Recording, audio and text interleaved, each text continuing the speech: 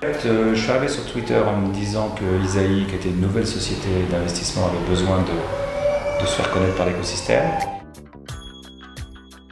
Très clairement, pour suivre, dans le métier d'investisseur, suivre tout ce qui se passe, et notamment tous les deals qui sont réalisés, toutes les boîtes qui se présentent, qui annoncent des choses, ça fait partie du métier, parce que il faut être capable, à un moment donné, de passer un email à un patron de start-up en disant j'ai entendu parler de toi 2 fois, rencontrons-nous, etc.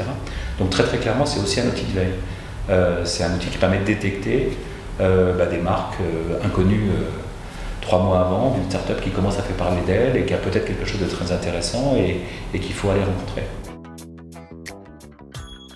Moi, par nature, j'aime pas parler des choses que je connais pas.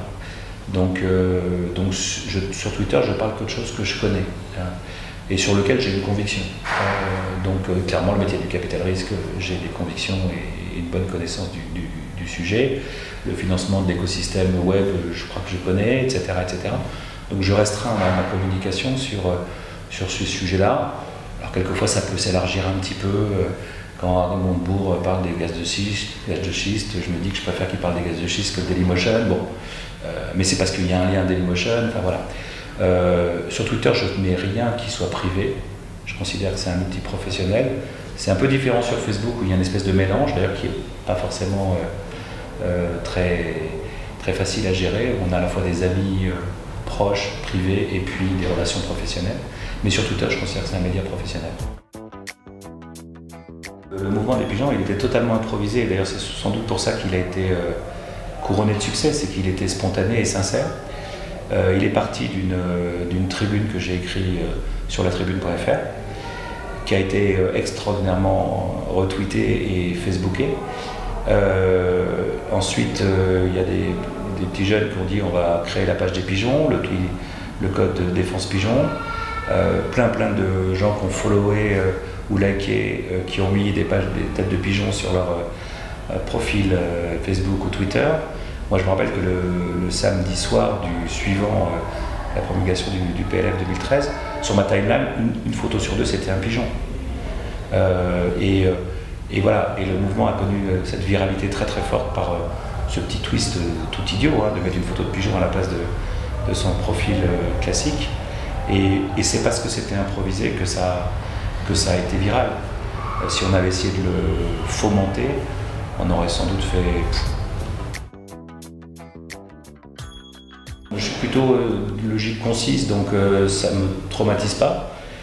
Par contre, j'aime pas trop les abréviations, etc. Donc j'essaie de minimiser le nombre de mots plutôt que le nombre de lettres. Je ne crois pas qu'il y ait d'entreprises dans lesquelles j'ai investi aujourd'hui que j'ai rencontrées via Twitter. Par contre, il y a des dizaines d'entrepreneurs que j'ai rencontrés grâce à Twitter.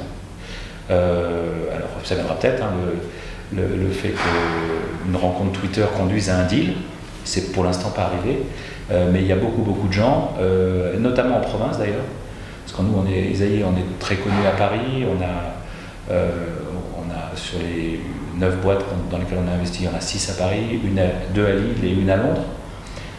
Et finalement, dans le reste de la France, on est finalement peu connus, même à Lille, on n'est pas très connus, même si on a fait 2 deals.